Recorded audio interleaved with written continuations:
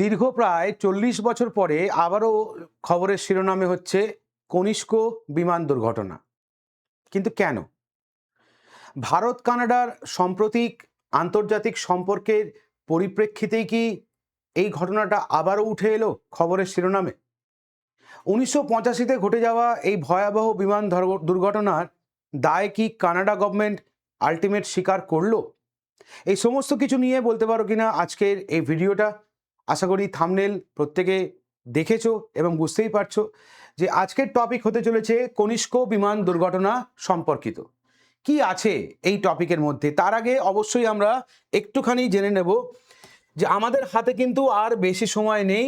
তার কারণ আর মাত্র কয়েকদিন এডু নলেজের পক্ষ থেকে তোমাদের জন্য এই মেগা ইনঅগারাল অফার এটা লাইভ থাকছে। কদিন আর?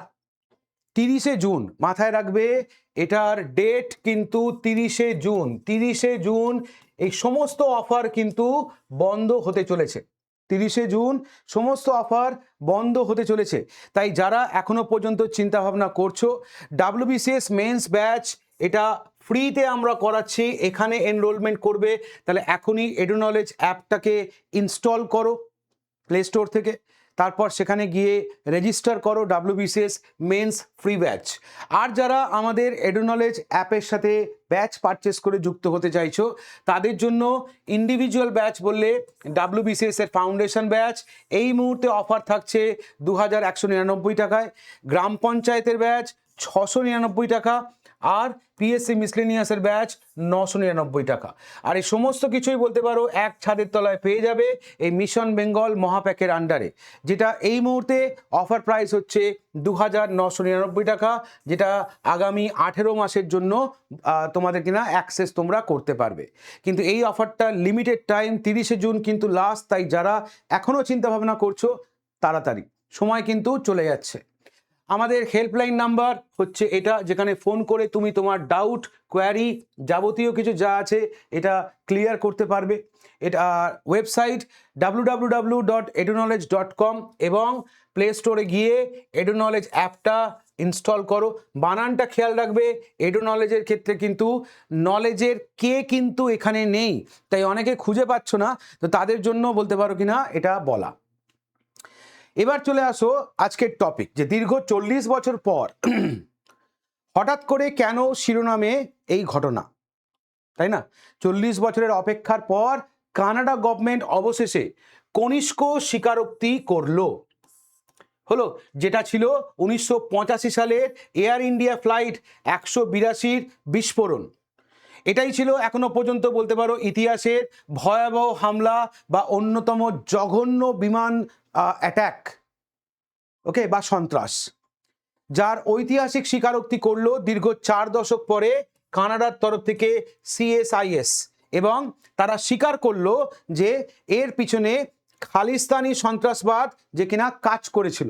তাহলে ইন্ডিয়া বহুবার বলতে পারো কিনা এই সম্পর্কিত তথ্য তুলে দিয়েছিল গভর্নমেন্ট অফ কানাডার হাতে, তা সত্ত্বেও কানাডা গভর্নমেন্ট এটা স্বীকার করতে চায়নি। কিন্তু আজ প্রায় 4 দশক পরে তারা এটা স্বীকার করলো। এর পিছনে কারণ কি? এর পিছনে কারণ হচ্ছে কূটনীতি। হ্যাঁ, আমরা জানি কানাডার সঙ্গে ভারতের সম্পর্ক বেশ কিছুদিন আগেও বলতে পারো একদম তলানিতে ঠেকে গেছিল নির্ঝর ইস্যুকে কেন্দ্র করে, তাই তো নাকি? তো সেই ইস্যুকে দূরে সরিয়ে রেখে নতুন সরকার আসার পর, নতুন প্রধানমন্ত্রী হওয়ার পর ভারতের সাথে কূটনৈতিক সম্পর্ককে আরও মজবুত করতে চাইছে কানাডা। তাই বলতে পারো কিনা এই ধরনের পদক্ষেপগুলো আমরা দেখতে পাচ্ছি। কিন্তু কি হয়েছিল ইনসিডেন্টটা যদি আমরা দেখি, ফ্লাইট নাম্বার কত ছিল? Flight number air India flight number 182। বিমানটার নাম ছিল কিনা কনিষ্ক। ঘটনাটা ঘটে 23শে জুন 1985। যে রুটে এই দুর্ঘটনা, মন্ট্রিয়াল থেকে লন্ডন হয়ে দিল্লি আসার পথে। বিস্ফোরণের স্থান আটলান্টিক ওশেন, যেটা কিনা আয়ারল্যান্ডের উপকূলে। নিহত 329 জন, অধিকাংশ যাত্রী ছিল কানাডিয়ান সিটিজেন, ভারতীয় বংশোদ্ভূত। আর ঘটনার ধরন না, এটা একটা টেররিস্ট বোম্বিং বা খালিস্তানি সন্ত্রাসবাদ। এক কথায় মনে রাখতে গেলে এটা শুধুমাত্র ভারতের নয়, কানাডার ইতিহাসেও সবচেয়ে বড় সন্ত্রাসবাদী হামলা, যার বিচার প্রক্রিয়া কয়েক দশক থমকে ছিল। এটা শুধু যে ইন্ডিয়ার রেসপেক্টে এত বড় ঘটনা এরম ব্যাপার নয়, কানাডার রেসপেক্টেও এটা ছিল অন্যতম একটা বড় ঘটনা, যেটার ফাইনাল আউটকাম হওয়া বাকি ছিল এবং সেটা এসে গেছে। হলো, এরপর যদি আমরা একটু ম্যাপের সাহায্যে বোঝার চেষ্টা করি যে বিস্ফোরণের স্থল, তাহলে এই হচ্ছে আমার বিস্ফোরণের স্থল, অর্থাৎ আটলান্টিক ওশেন বা আয়ারল্যান্ড কোস্টে, যেখানে কিনা বিস্ফোরণটা ঘটানো হয়। হয়েছে, ইন্ডিয়া থেকে মনে রাখবে কিনা চূড়ান্ত গন্তব্য ছিল দিল্লিগামী বিমান, সেখান থেকে বলতে পারো কিনা লন্ডনে নির্ধারিত অবতরণ করা হয় বিমানটা হিথ্রো বিমানবন্দর, এবং তারপরেই বলতে পারো কিনা কানাডার মন্ট্রিয়ালে যাওয়ার পথে খালিস্তানি জঙ্গিদের মূল ঘাঁটি ও অপারেশনের সূচনা হয়। অর্থাৎ ম্যাপের সাহায্যে তুমি যদি বোঝার চেষ্টা করো তাহলে হচ্ছে ঘটনাটা ঠিক এই জায়গায় ঘটনাটা ঘটে। এবার time line of the justice যদি আমরা বলি, তাহলে বিচার প্রক্রিয়া এতদিন কেন সময় লাগলো, বা বিচার প্রক্রিয়ার যদি আমরা বছরগুলো ভাবি, তাহলে 1985-র ঘটনা, 182 ফ্লাইটে ডিপার্চার করেছিল আটলান্টিকে বম বিস্ফোরণে, 23শে জুনের ঘটনা এটা, যেখানে কিনা এই 300+ লোকজন মারা যায়। 1985 থেকে 2000 সাল পর্যন্ত চলে হচ্ছে ইনভেস্টিগেশন এবং ডিনিয়াল, অর্থাৎ কিনা অস্বীকার করা। এটা যে খালিস্তানি জঙ্গিদের ঘটনা, এটা কানাডা গভর্নমেন্ট প্রথম দিকে মানতে চায়নি। ভারতের অভিযোগ বনাম কানাডার নীরবতা ও প্রমাণের অভাব, এই ফেজটা চলে হচ্ছে 1985 থেকে 2000 পর্যন্ত। এরপর 2010 থেকে 2010 সাল পর্যন্ত এই সময় চলে হচ্ছে ইনকোয়ারি, অর্থাৎ Canadian response and commission of inquiry. Canada বলতে পারো এক্ষেত্রে রেসপন্স করে এবং একটা এনকোয়ারি বসায় পার্টিকুলার এই বিমান দুর্ঘটনাকে কেন্দ্র করে। এর পরের ফেজটা 2020 থেকে 2024, যেটা কিনা ছিল ডিপ্লোম্যাটিক ফ্রিজ, মানে কোনো ধরনের বা এই ধরনের কোনো কিছু আর নাড়াচাড়া করা হয়নি, টোটালটাই ফ্রিজ করে রাখা হয়েছিল। কেন না, ভারতের সাথে বলতে পারো কানাডার কূটনৈতিক সম্পর্ক খারাপ হচ্ছিল। কাকে কেন্দ্র করে? এই নিজ্জার ইস্যুকে কেন্দ্র করে ভারত কানাডার সম্পর্কের চরম অবনতি আমরা দেখতে পাই 2020 থেকে 2024। তাই এই সময় বলতে পারো যাবতীয় যা ঘটনা ছিল সেগুলোকে ফ্রিজ করে দেওয়া হয়। এখন পুনরায় যদি আমরা দেখি বর্তমান স্ট্যাটাসটা কি, অবশেষে 40 বছর পর কানাডিয়ান গোয়েন্দা সংস্থা CSIS এর আনুষ্ঠানিক স্বীকারোক্তি আসে। তাহলে ভারতের ক্ষেত্রে যেমন একটা এক্সটার্নাল ইন্টেলিজেন্স এজেন্সি, ঠিক একই রকম কানাডার ক্ষেত্রে হচ্ছে CSIS, তাদের স্বীকারোক্তি আসে বর্তমানে প্রায় 40 বছর পর। তাহলে 1985 থেকে 2026 যদি আমরা দেখি, it's a long time. Okay, justice পেতে বলতে পারো কিনা ইটস আ লং টাইম। যাই হোক, দের আয়ে দুরুস্ত আয়ে। এবার যদি আমরা একটুখানি বুঝে নিই যে কেন খালিস্তানিরা পার্টিকুলারলি এই বমটা প্ল্যান করেছিল, এর পিছনের ইতিহাসটা কি, তাহলে দেখো এক এক করে ক্রোনোলজিক্যালি দেখবে। একটি পৃথক শিখ রাষ্ট্রের দাবি জানিয়ে বলতে পারো এই খালিস্তানি আন্দোলন শুরু হয়েছিল। বিদেশে বিশেষত কানাডায় ভারত বিরোধী চরমপন্থী কার্যকলাপ বৃদ্ধি পায় হলো, এবং ভারতে যদি আমরা দেখি 1984-তে অপারেশন ব্লু স্টার কন্ডাক্ট করে প্রাইম মিনিস্টার তখন কিন্তু ইন্দিরা গান্ধী, তাই না? তার আমলেই বলতে পারো অপারেশন ব্লু স্টার কন্ডাক্ট করে, যার এফেক্টটা পড়ে কোথায়? কানাডায়। সেখানে এক্সট্রিমিস্ট বা চরমপন্থীরা কি করলো না, ভারত বিরোধী কার্যকলাপ বৃদ্ধি করতে শুরু করলো। তারা মন্ট্রিয়াল বিমানবন্দরের ব্যাগেজে বিস্ফোরক স্থাপন করলো। কনিষ্ক বিমানে বলতে পারো এয়ার ইন্ডিয়ার ফ্লাইট 182-তে কিনা বম প্ল্যান করলো। এক্সপ্লোশন হলো 23শে জুন 1985 আটলান্টিক মহাসাগরে, 329 জনের মৃত্যু, এবং তারপর দীর্ঘ সময় ধরে কানাডার তালবাহনা ঘটনাকে স্বীকার করার ক্ষেত্রে, এবং অবশেষে CSIS এর কিনা রিসেন্ট অ্যাডমিশন যে হ্যাঁ এরম ঘটনা হয়েছে এবং এর পিছনে হচ্ছে কিনা খালিস্তানি জঙ্গি গোষ্ঠীরাই দায়ী ছিল। তাহলে এটাই ছিল হচ্ছে কিনা আর টোটাল এই আন্দোলনকে কেন্দ্র করে এই যে এক্সপ্লোশনটা ঘটে তার পিছনের ইতিহাস। এবার এই যে এজেন্সি, কানাডার যে মেন যে এজেন্সি যার নাম হচ্ছে CSIS, এটার ফুল ফর্ম কি? কানাডিয়ান সিকিউরিটি ইন্টেলিজেন্স সার্ভিস, যেটা প্রতিষ্ঠা 1984-তে, যার হেডকোয়ার্টার কানাডার ওটাওয়াতে, যার ভূমিকা কি না কানাডার প্রধান গোয়েন্দা সংস্থা, যা জাতীয় নিরাপত্তা ও কাউন্টার টেরোরিজম ও গোয়েন্দা তথ্য সংগ্রহের কাজ করে। তাহলে এর কি কাজ? সিএসআইএস এর কাজ হচ্ছে কি না, মেনলি মাথায় রাখবে এটা একটা কানাডার প্রধান গোয়েন্দা সংস্থা যা জাতীয় নিরাপত্তা ও কাউন্টার টেরোরিজম এবং গোয়েন্দা তথ্য সংগ্রহের কাজ করে। হয়েছে? তাহলে বর্তমান স্বীকারোক্তি কি? 1985 সালের ওই বিমান বিস্ফোরণ খালিস্তানি জঙ্গিদের দ্বারা সংগঠিত একটি সন্ত্রাসবাদী হামলা ছিল। এই স্বীকারোক্তি কাদের? এই স্বীকারোক্তি হচ্ছে ক্যানাডিয়ান সিকিউরিটি ইন্টেলিজেন্স সার্ভিস। তাৎপর্য কোথায়? না, ভারত দশকের পর দশক ধরে যে দাবি করে আসছিল তা অবশেষে মান্যতা পেল। খালিস্তানি বিচ্ছিন্নতাবাদীদের সরাসরি এক্ষেত্রে দায়ী করা হলো। এতদিন পর্যন্ত যেটাকে কানাডিয়ান গভর্নমেন্টের তরফ থেকে ঢাকা দিয়ে রাখা হয়েছিল যে না, এখানে ভারত বিরোধী কোনো রকম খালিস্তানি কার্যকলাপ হয়নি আগে এবং বর্তমানে, সেটাই বলতে পারো কিনা ওপেন করে দিল সিএসআইএস। কারণ ভারতের সঙ্গে কূটনৈতিক সম্পর্ককে আরও মজবুত করতে চায় বর্তমান কানাডিয়ান সরকার। তার জন্যই বলতে পারো কিন্তু এই ঘটনাটা আমরা দেখতে পাচ্ছি। এরপর যদি বলি কেন 40 বছর পর এই স্বীকারোক্তি, যদি আমরা ক্রোনোলজিক্যালি ভাবি, তাহলে এক হচ্ছে রাজনৈতিক অবস্থান, অর্থাৎ কানাডার আভ্যন্তরীণ রাজনীতিতে পরিবর্তন এবং বৈষয়িক মঞ্চে নিজেদের ভাবমূর্তি রক্ষার তাগিদ। তাহলে ইন্টারন্যাশনালি নিজেদের ফিগারকে আরও নিট অ্যান্ড ক্লিন করার এই তাগিদেই বলতে পারো এই রাজনৈতিক অবস্থান থেকেই কিনা এই স্বীকারোক্তি হলো। নেক্সট, আন্তর্জাতিক সন্ত্রাসবাদ বিরোধী নীতি এবং কানাডার নিজস্ব গোয়েন্দা ব্যবস্থার খোল নঞ্চে বদল, অর্থাৎ কিনা আগে যারা ছিল তাদেরকে কিনা সেখান থেকে সরিয়ে টোটাল গোয়েন্দা সংস্থা যা আছে তার টোটালটাকেই রিস্ট্রাকচার করা হচ্ছে। কারণ নিরাপত্তা নীতিতে তারা চেঞ্জ এনেছে, তাই বলতে পারো স্বীকারোক্তি। নেক্সট, পূর্বে তদন্তের ফাঁকফোকর এবং প্রমাণের অভাব নতুন করে খতিয়ে দেখা, অর্থাৎ অতীতের যে তদন্ত সেই তদন্তকে মান্যতা না দিয়ে নতুন করে বলতে পারো কিনা সেই তদন্তের ফাঁকফোকরগুলো খুঁটিয়ে দেখে এই ডিসিশন, তাই 40 বছর টাইম লেগেছে। আর কূটনৈতিক চাপ, ভারতের লাগাতার চাপ এবং সাম্প্রতিক নির্যার ইস্যুর কারণে তৈরি হওয়া দ্বিপাক্ষিক উত্তেজনা প্রশমনের চেষ্টা। তাহলে ভারতের সঙ্গে কানাডার যে সম্পর্ক খারাপ হয়েছে বর্তমান দিনে, তার পেছনে অন্যতম কারণ ছিল এই নির্যার ইস্যু। তো সেই ইস্যুকে বলতে পারো কিনা সাপ্রেস করে ইন্ডিয়া কানাডা বলতে পারো নতুন ভাবে শুরু করতে চাইছে, তাই কানাডার তরফ থেকে কিনা এই পদক্ষেপ। এবং দীর্ঘ লাস্ট 4 দশক ধরে ভারত যে বলতে পারো কিনা প্রেশার ক্রিয়েট করে আসছিল ইন্টারন্যাশনালি, তার কাছে আলটিমেট নথি স্বীকার করতে বাধ্য হলো কানাডা সরকার। হলো। এবার ইন্ডিয়া কানাডার বর্তমান যদি আমরা রিলেশন যদি আমরা দেখি, তাহলে সহযোগিতার কথা উঠে এসছে, $1 বিলিয়ন দ্বিপাক্ষিক বাণিজ্য ও বিনিয়োগ এবং লক্ষাধিক ভারতীয় শিক্ষার্থী ও বিশাল সংখ্যক ভারতীয় বংশোদ্ভূত যারা কিনা কানাডায় বসবাস করে। তাহলে এগুলো হচ্ছে কিনা কানাডার সঙ্গে ভারতের কিনা সম্পর্ক বা সহযোগিতার ক্ষেত্রে উঠে এসছে। প্রবলেমটা কোথায়, সংঘাতটা কোথায় হচ্ছিল এতদিন?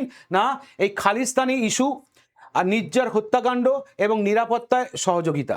তাহলে কানাডার মাটিতে ভারত বিরোধী চরমপন্থীদের আশ্রয়, যেটা কিনা ভারত বারবার বলে আসছিল, সেটা কানাডা অস্বীকার করে আসছিল, সেটা ছিল দুটো দেশের মধ্যে ডেভেলপমেন্ট হওয়ার ক্ষেত্রে চূড়ান্ত অন্তরায় তুমি বলতে পারো। নেক্সট হচ্ছে চরম কূটনৈতিক উত্তেজনা ও পাল্টা বহিষ্কার। নির্যার হত্যাকাণ্ডকে কেন্দ্র করে কানাডা সরকার বা পূর্বতন কানাডা সরকার ভারতকে দায়ী করেছিল যে এই হত্যাকাণ্ডের পিছনে ভারত দায়ী, যদিও ভারত ইন্টারন্যাশনালি কিন্তু প্রমাণ করে দেয় যে এই ঘটনার সঙ্গে ভারতের কোনো যোগাযোগ নেই। যা কিনা বলতে পারো ভারত ও কানাডার সঙ্গে সম্পর্ক যে খারাপ হয়েছিল, তো এই নির্যার ইস্যু ছিল কিন্তু তার মধ্যে অন্যতম একটা ঘটনা। আর চরমপন্থীদের দমনে কানাডার নিষ্ক্রিয়তা, ভারত বারবার কানাডার কাছে অ্যাপিল করে আসছিল যে চরমপন্থী যারা ইন্ডিয়ার বিরুদ্ধে বলতে পারো কানাডায় বসে কাজ করছে তাদের ক্ষেত্রে যাতে সরকার কোনো রকম পদক্ষেপ নেয়, যদিও কানাডা সরকার বা পূর্বতন কানাডা সরকার এই বিষয়ে কর্ণপাত করেনি। তাহলে এই সমস্ত কারণের জন্যই বলতে পারো কিন্তু ইন্ডিয়া কানাডা রিলেশন খারাপ হচ্ছিল, যেটা কিনা ঠিক করার জন্য কানাডা সরকারের পক্ষ থেকে দীর্ঘ 40 বছর পরে এই স্বীকারোক্তি কিন্তু সামনে আনা হয়। এবার আন্তর্জাতিক সন্ত্রাসবাদ বা ইন্টারন্যাশনাল টেরোরিজম বলতে গেলে আমরা কি বুঝি? আন্তর্জাতিক, এটা তো ভারতের মধ্যেকার ঘটনা নয়, ভারতের বাইরের ঘটনা, অথচ ভারত জড়িত, তাই না? ভারতের নাম উঠে আসছে। তো এই যদি ইন্টারন্যাশনাল টেরোরিজম বলতে গেলে আমরা কি বুঝি? না, সীমানা পেরিয়ে রাজনৈতিক বা মতাদর্শগত কারণে নিরপরাধ মানুষের উপর পরিকল্পিত হামলা। তাহলে এটাকে তুমি ক্রস বর্ডার রাজনৈতিক বা মতাদর্শগত কারণে নিরাপদ মানুষের ওপর পরিকল্পিত হামলা, তাকে তুমি আন্তর্জাতিক সন্ত্রাসবাদ বলতে পারো। হলো। আর কি না, নন স্টেট বলে একটা টার্ম এক্ষেত্রে বলতে পারো কিনা খুব উল্লেখ্য। এই নন স্টেট মানে কি না, নন স্টেট অ্যাক্টরা, যেমন ধরো খালিস্তানি জঙ্গি তৃতীয় দেশে বসে অপারেশন চালায়, কাদের আমরা নন স্টেট বলি? ধরো ভারতের বিরুদ্ধে, ভারতের বাইরে অন্য কোথাও দেশে বসে চক্রান্ত করছে, ভারতে বিভিন্ন ধরনের টেরোরিজমের পরিকল্পনা করছে, এগুলোকে বলি আমরা নন স্টেট, যার মধ্যে অন্যতম হচ্ছে কিনা এই খালিস্তানি। তাহলে কিনা রাষ্ট্রীয় বনাম অরাষ্ট্রীয় এই তথ্যের ভিত্তিতে আন্তর্জাতিক সন্ত্রাসবাদ বলতে আমরা কি বুঝি না, নন স্টেট অ্যাক্টর যারা, যেমন ধরো খালিস্তানি একটা গোষ্ঠী হলো, তারা তৃতীয় দেশে বসে বলতে পারো কিনা ভারতের বিরুদ্ধে সন্ত্রাস সংগঠিত করছে। এই সমস্ত টেরোরিজমকে আমরা ইন্টারন্যাশনাল টেরোরিজম বলে থাকি, যার অন্যতম এক্সাম্পল কনিষ্ক বিস্ফোরণ 1985, বা তুমি আরেকভাবে বলতে পারো 9/11 মতো ঘটনা, যেখানে যাত্রীবাহী বিমানকে অস্ত্র বা লক্ষ্যবস্তু বানানো হয়। এইগুলো হচ্ছে তোমার ইন্টারন্যাশনাল টেরোরিজমের এক্সাম্পল তুমি বলতে পারো। এবার এইগুলোকে আটকাবার জন্য কি কোনো আইন নেই? আছে। এই ঘটনা ঘটে যাওয়ার পরে পরেই বলতে পারো কিছু আইন আমরা দেখতে পাই, যার মধ্যে আন্তর্জাতিক আইনের মধ্যে মন্ট্রিয়াল কনভেনশন, যেখানে বিমান অন্তর্ঘাত ও নাশকতার বিরুদ্ধে আন্তর্জাতিক চুক্তি তৈরি হয়। হেগ কনভেনশন, বিমান ছিনতাই বিরোধী চুক্তি সংগঠিত হয়। এবং ইউএনএসসি রেজলিউশন, যেখানে জাতিসংঘের সন্ত্রাসবাদ বিরোধী কড়া প্রস্তাবনা আসে। এবং এই আন্তর্জাতিক সন্ত্রাসবাদকে বলতে পারো কি না ঠেকাবার জন্য যে সমস্ত প্রতিষ্ঠান কাজ করছে, তার মধ্যে অন্যতম হচ্ছে ইন্টারপোল, যার পুরো অর্থ ইন্টারন্যাশনাল ক্রিমিনাল পুলিশ অর্গানাইজেশন। বিমান সংক্রান্ত বিষয়ে এই অ্যাব্রিভিয়েশনটা মনে রাখতে হবে, ICAO, অর্থাৎ international civil aviation organisation. Financial action task force, যাদের কিনা মূল কাজই হচ্ছে কিনা কোনো দেশ কোথাও টেরোরিজম ফাইন্যান্সিং করছে কিনা সেটা দেখা। আর রয়্যাল ক্যানাডিয়ান মাউন্টেড পুলিশ, যে কিনা বলতে পারো এক্ষেত্রে একটা উল্লেখযোগ্য ভূমিকা পালন করে, বিশেষ করে এই কানাডায় যে ঘটনাটা ঘটে যায় সেই পরিপ্রেক্ষিতে। ভারতের ক্ষেত্রে যদি আমরা দেখি অ্যাভিয়েশন সিকিউরিটি কোন পর্যায়ে রয়েছে না, 1908 সালের পর ভারতে প্রধান সন্ত্রাস বিরোধী তদন্তকারী সংস্থা যেটা গঠিত হয় সেটা হচ্ছে NIA। বেআইনি কার্যকলাপ প্রতিরোধ আইন তৈরি হয়, UAPA, যেটাকে বলছি অ্যান্টি টেরর ল। বিমান ছিনতাই বা সন্ত্রাসবাদী হামলার মোকাবিলার জন্য বিশেষ বাহিনী তৈরি হয়, যার নাম NSG। এবং আন্তর্জাতিক ও আভ্যন্তরীণ গোয়েন্দা তথ্য সংগ্রহের জন্য আরও অ্যাক্টিভ করা হয় কাকে, র এবং আইবিকে। এগুলো ইন্ডিয়ার বলতে পারো ডিফেন্স অ্যাপারেচার। এছাড়া বৈষয়িক বিমান নিরাপত্তা প্রোটোকল নেওয়া হয়, passenger screening, advance bomb detection, baggage matching, এই সব কিছুই বলতে পারো কিনা একটা গ্লোবাল শিল্ড হিসেবে কাজ করছে অ্যাভিয়েশন সিকিউরিটির ক্ষেত্রে। তাহলে বিমান নিরাপত্তার ক্ষেত্রে এই মুহূর্তে যদি তুমি দেখো তাহলে কিনা বিমান নিরাপত্তা প্রোটোকল রয়েছে, প্যাসেঞ্জারদের সেফটির জন্য তাদের স্ক্রিনিং, এছাড়া advance bomb detection, baggage matching প্রভৃতি বলতে পারো কিন্তু আরও যত দিন যাচ্ছে তত বেশি আরও আধুনিক হচ্ছে এবং সাধারণ নাগরিককে সুরক্ষা প্রদান করছে। এখান থেকে তোমাকে কি টাইপের প্রশ্ন আসতে পারে, WBCSও আসতে পারে, তোমার মেন্সেও আসতে পারে, আবার যারা কিনা সেন্ট্রাল গভর্নমেন্টের পরীক্ষা বা UPSC পরীক্ষা দিচ্ছ তাদের ক্ষেত্রে স্টেটমেন্ট বেস কোশ্চেন। যেমন ধরো একটা এক্সাম্পল দিয়েছে, 1985 সালে কনিষ্ক বিমান বিস্ফোরণে মন্ট্রিয়াল থেকে দিল্লিগামী ফ্লাইট ঘটেছিল। দ্বিতীয় বিবৃতিটা বলছে 40 বছর পর কানাডার RCMP এই হামলার দায় স্বীকার করেছে। এবার তোমাকে কি না এখান থেকে অপশন বেছে নিতে হবে, বা তোমাকে এরকম ম্যাচিং দিয়ে বলতে পারে কোনটা কার সাথে বলতে পারো ম্যাচ করছে, বা তোমাকে এরকম একটা অ্যাসেশন রিজন তোমাকে দিয়ে বলতে পারে যে কোনটা সঠিক সেটা লেখো। এই টাইপের প্রশ্ন তুমি এখান থেকে এক্সপেক্ট করতে পারো। এক ঝলকে যদি তোমাকে মনে রাখতে হয় কনিষ্ক স্ট্র্যাটেজি এবং CSIS এর স্বীকারোক্তি, কনিষ্ক ট্র্যাজেডি এবং এটা ট্র্যাজেডি এবং CSIS এর স্বীকারোক্তি, তাহলে মনে রাখতে হবে ঘটনাটা ঘটেছিল 23শে জুন 1985, আটলান্টিক ওশেনে 329 জনের মৃত্যু হয়, ফ্লাইট নাম্বার 182। এবার আন্তর্জাতিক ক্ষেত্রে এখানে পার্টিসিপেট করে কারা, ICAO, FATF, Montreal convention, UAPA, NIA। আর এর রুটটা কোথায় যদি আমরা দেখি তাহলে রুট হচ্ছে খালিস্তানি আন্দোলন, যারা কিনা একজন চরমপন্থী বলে পরিচিত। আর এটা অ্যাডমিশন করা হয় বা অ্যাডমিট করা হয় কত বছর পরে? 40 বছর পরে CSIS এর তরফ থেকে এটা অ্যাডমিট করা হয় যে হ্যাঁ এরকম ঘটনা ঘটেছিল। ইন্টারন্যাশনাল রিলেশনের ক্ষেত্রে ইম্প্যাক্ট যদি আমরা দেখি, কানাডা ইন্ডিয়া টেনশন, নির্জার ইস্যু, ট্রেড ভার্সেস সিকিউরিটি, এগুলো কিনা ব্যাকগ্রাউন্ডে কাজ করছে। তাহলে এইভাবে তুমি বলতে পারো একটা মাইন্ড ম্যাপ তৈরি করতে পারো পার্টিকুলারলি এই ঘটনাটাকে মনে রাখার জন্য। কেমন লাগলো ভিডিওটা অবশ্যই কমেন্ট করে জানাবে। তোমাদের কমেন্ট আমাদের কাছে মূল্যবান।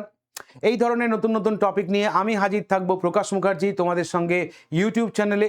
দেখা হবে আরও একটা নতুন ভিডিও নিয়ে। ততক্ষণের জন্য সবাই ভালো থেকো, সাবধানে থেকো। Thank you.